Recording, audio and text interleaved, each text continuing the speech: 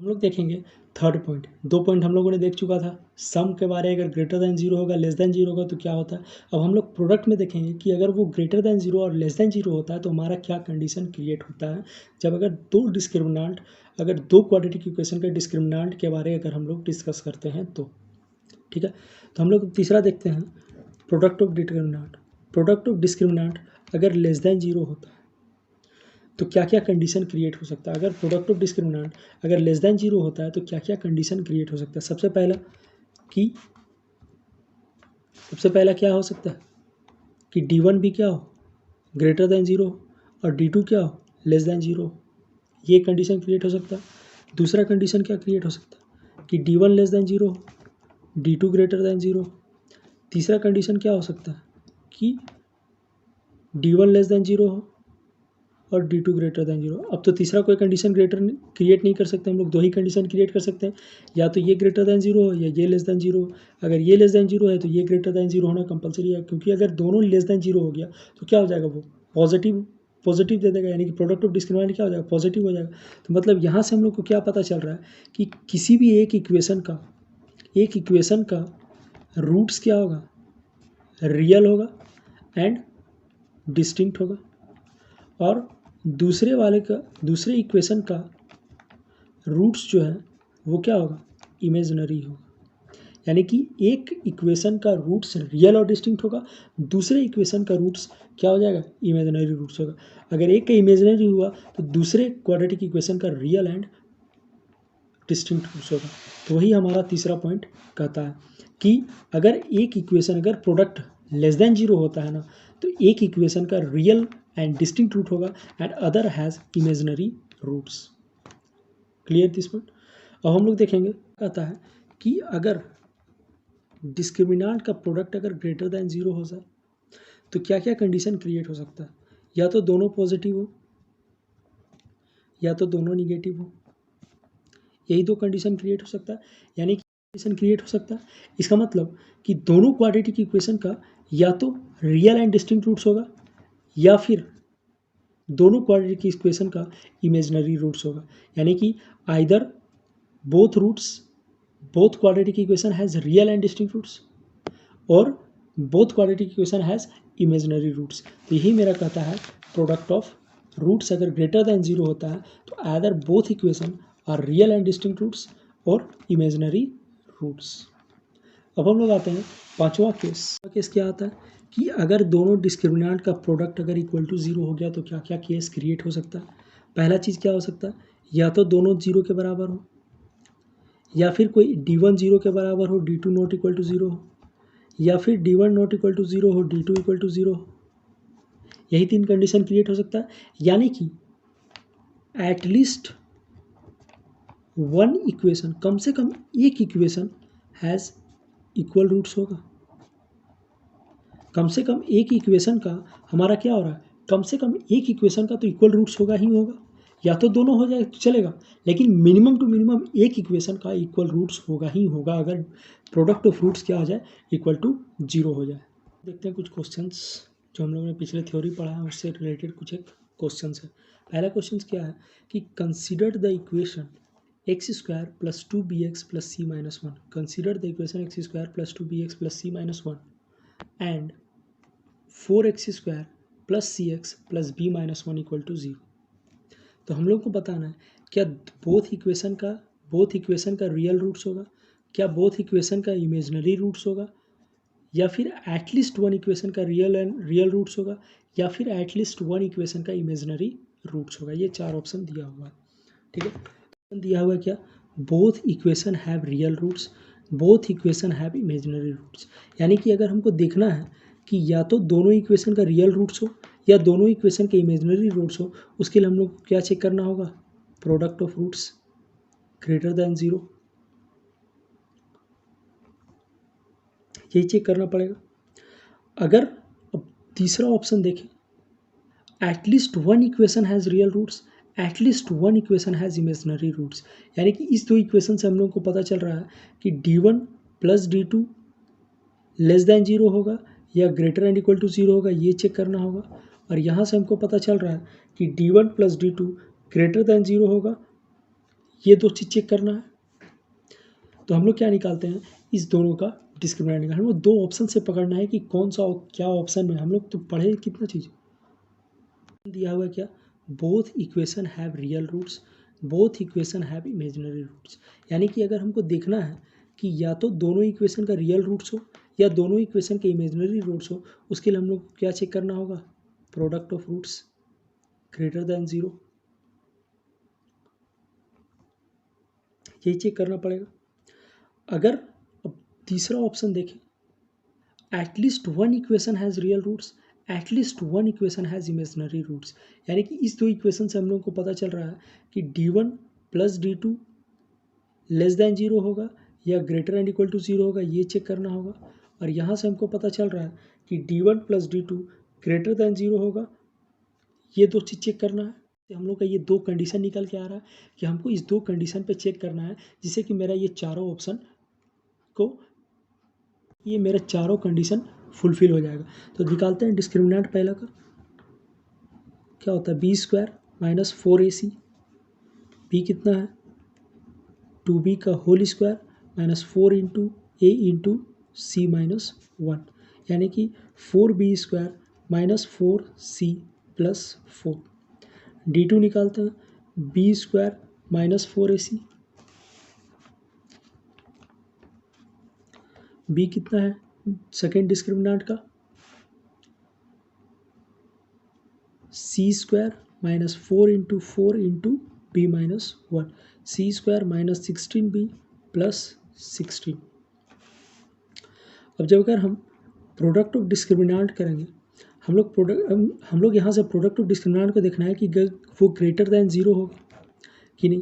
तो अगर हम d1 को देखें, तो क्या d1 के हम बारे कोई कंडीशन कर सकते हैं कि ये पूरा पॉजिटिव ही होगा या पूरा निगेटिव ही होगा, नहीं कर सकते। यानी कि प्रोडक्ट में हम लोग कोई कंडीशन जनरेट ही नहीं कर पाएंगे। यानी कि यहाँ से मेरा जो दो ऑप्शन था, both equation have real, both equation has imaginary roots, ये तो ख़त्म हो गया।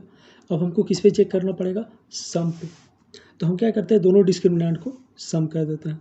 तो d1 प्लस d2 क्या हो जाता है 4b square minus 4c plus 4 plus सी square minus 16b plus 16 equal two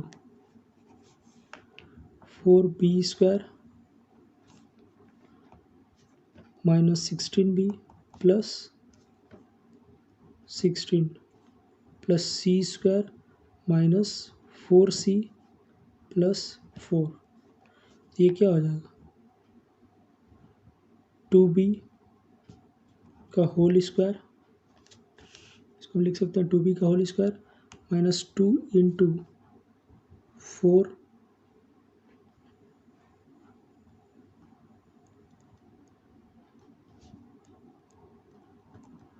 plus 16 plus सी square minus 2 into 2c plus 2 का होल स्क्वायर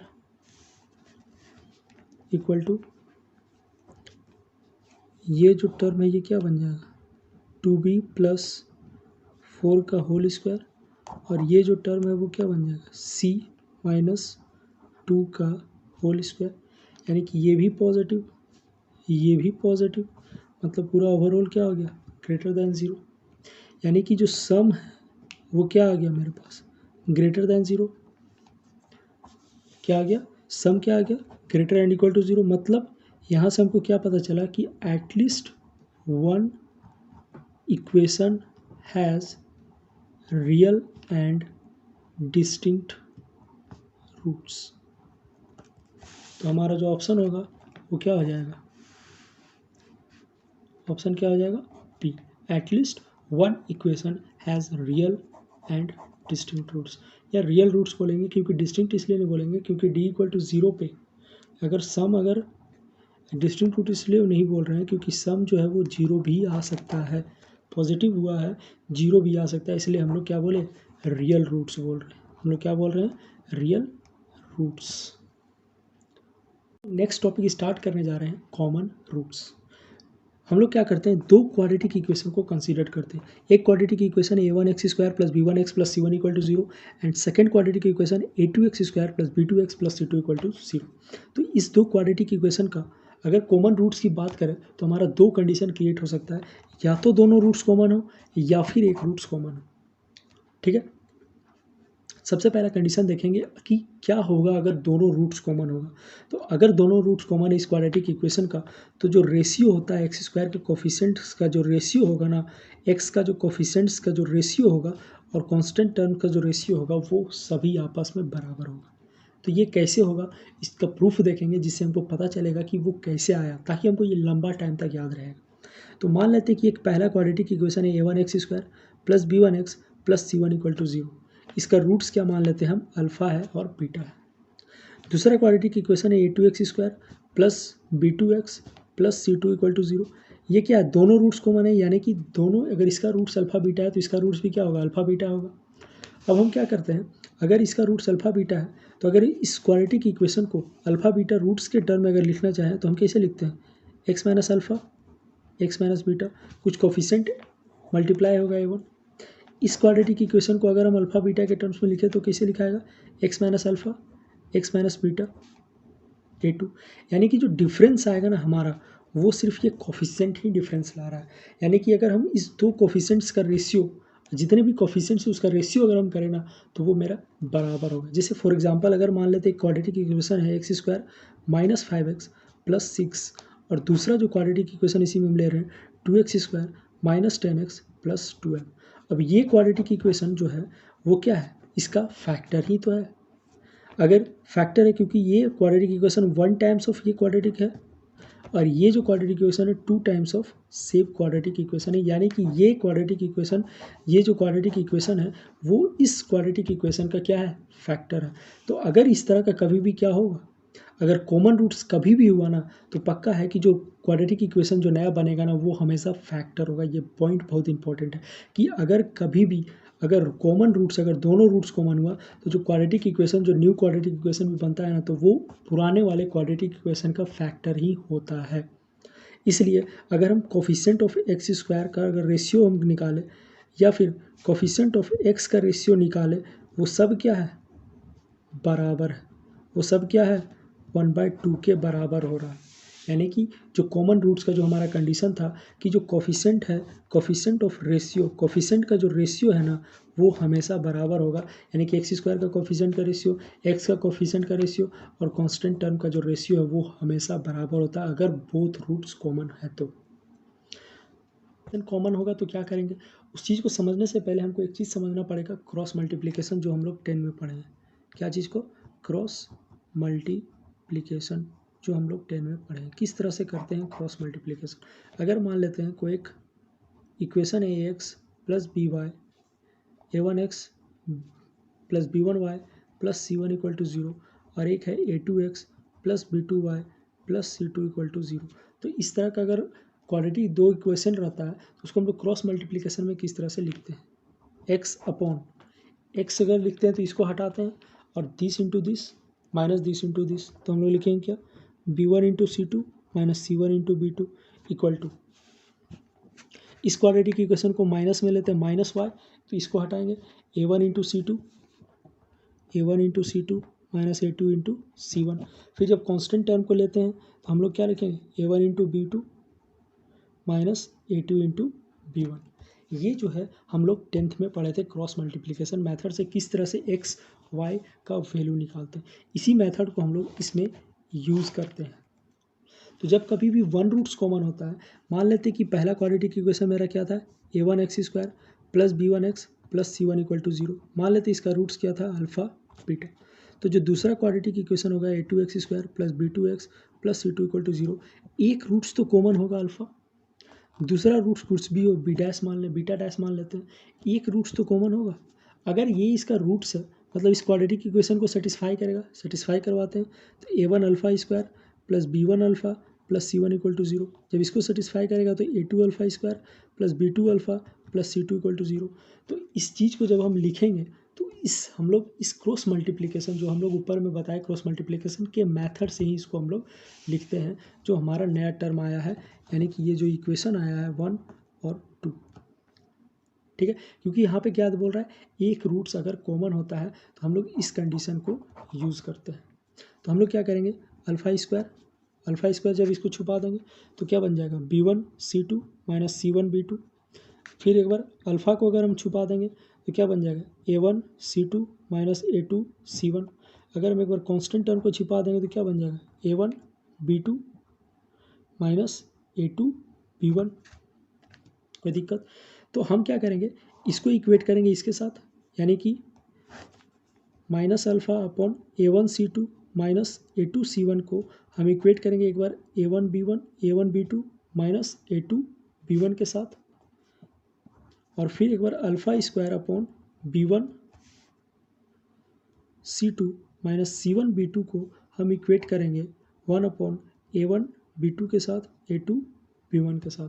अब यहाँ से क्या करेंगे, हम अल्फ़ा का वैल्यू निकाल के स्क्वायर कर देंगे, यहाँ से अल्फ़ा स्क्वायर निकाल लेंगे, यहाँ से हम लोग क्या निकालेंगे अल्फ़ा स्क्वायर निकालेंगे, यहाँ से हम लोग अल्फ़ा का वैल्यू निकालेंगे, इस जगह से हम लोग क्या निकालेंगे अल्फ़ा स्क्वायर, और यहाँ से हम लोग क्या निकालेंगे अल्फ़ा का वैल्यू निकालेंगे, उसको स्क्वायर कर देंगे, जो वैल्यू आएगा इस दोनों वैल्यू को इक्वेट करके हम लोगों का क्वाड्रेटिक इक्वेशन का रूट्स आ जाएगा। ठीक है, इस दोनों को इक्वेट करेंगे और वहाँ से हमारा एक वैल्यू निकलेगा। ठीक है, इस तरह से हम लोगों को 1 रूट्स अगर कॉमन रहता है तो हम लोगों को सॉल्व करना है, और अगर 2 रूट्स कॉमन रहेगा तो हम लोगों को इस तरह से सॉल्व करना है। तो हम लोग अभी देखेंगे सबसे पहला क्वेश्चन जो बहुत कॉमन रूट्स पे डिपेंड है, और 1 रूट्स अगर कॉमन होगा तो, यानी कि कॉमन रूट्स के जो टॉपिक हम लोग पढ़े हैं उस पर हम लोग रिलेटेड कुछ क्वेश्चंस कर रहे हैं। सबसे पहला क्वेश्चन है, if it is known that the quadratic equation ax square plus bx plus c equal to 0 and abc belongs to R 2x square plus 3x plus 4 equal to 0 have a common roots. इस दोनों का roots क्या दे दिया है common. हम लोगों को क्या निकालना है a to b to c is equal to क्या होगा। तो हम लोग को पता है कि अगर बोथ रूट्स आर कॉमन, अगर दोनों रूट्स कॉमन होता है तो रेशियो जो है कोफिशिएंट्स का जो रेशियो होता है, कोफिशिएंट्स का जो रेशियो होता है वो क्या होता है आपस में बराबर होता है। तो यहाँ से मेरा a/b/c का रेशियो क्या हो जाएगा 2:3:4। लेकिन अगर इसी क्वेश्चंस में अगर इसी, तो ये तो हमारा आंसर आ गया, लेकिन यहाँ से हम एक और चीज़ देख सकते हैं क्या, अगर मान लेते हैं इस क्वाड्रेटिक इक्वेशन का डिस्क्रिमिनेंट निकालते हैं, अगर हमको बोला कि रूट्स निकालिए, ठीक है, किस टाइप का होगा। ठीक है, तो हम क्या किए डिस्क्रिमिनेंट निकाले b स्क्वायर माइनस 4ac, तो डिस्क्रिमिनेंट क्या आया निगेटिव आया। अगर डिस्क्रिमिनेंट निगेटिव आता है तो रूट्स कैसा होता है इमेजनरी, और रूट्स अगर इमेजनरी है तो वो हमेशा किस फॉर्म में होता है कंजुगेट फॉर्म में होता है, यानी कि अगर एक root a plus iota B है तो दूसरा root a minus iota B ही होगा। यानी कि जो दूसरे quadratic equation ax square plus bx plus c equal to 0 है, इसका रूट्स भी सेम होगा एज अबव क्वाड्रेटिक इक्वेशन का है। अबव क्वाड्रेटिक इक्वेशन का है, क्योंकि हमको गिवन कंडीशन है कि बोथ रूट्स क्या है कॉमन है, यानी कि ये रूट्स भी उस क्वाड्रेटिक इक्वेशन का, यानी कि ये x square plus b x plus c equal to 0 का वही आएगा जो हमारा इस सेकेंड वाले क्वाड्रेटिक इक्वेशन यानी कि 2x square plus 3x plus 4 equal to 0 का आया है। और दूसरा रूट्स a प्लस आयोटा, तो a माइनस आयोटा भी जो है वो इस क्वाड्रेटिक इक्वेशन का दूसरा रूट्स है। तो जो इस क्वाड्रेटिक इक्वेशन का x square plus b x plus c equal to 0 का जो क्वाड्रेटिक इक्वेशन है, इसका भी जो सेकेंड रूट्स होगा ना वो a माइनस आयोटा भी होगा। अगर हमको बोल दिया कि जो सेकेंड क्वाड्रेटिक इक्वेशन है इसका दोनों रूट्स बताने के लिए, तो हम क्या करेंगे कि इस कंडीशन को यूज़ करेंगे। बोल दिया कि दोनों का रूट्स कॉमन है, ये कंडीशन दिया हुआ है, और लेकिन हमको बोला कि इस क्वाड्रेटिक इक्वेशन का रूट्स भी निकालिए, तो हम क्या करेंगे इस क्वाड्रेटिक इक्वेशन का रूट्स निकालेंगे। कॉमन रूट्स है यानी कि इसका जो रूट्स आएगा इसका भी वही रूट्स आएगा। ठीक है, तो यहाँ से हम लोग पता कर सकते हैं अगर रूट्स निकालने वाला कोई भी एक क्वाड्रेटिक इक्वेशन जिसका कॉमन रूट्स है, दूसरे क्वाड्रेटिक इक्वेशन का हम रूट्स निकाल के हम लोग उस क्वाड्रेटिक इक्वेशन का रूट्स लिख सकते हैं।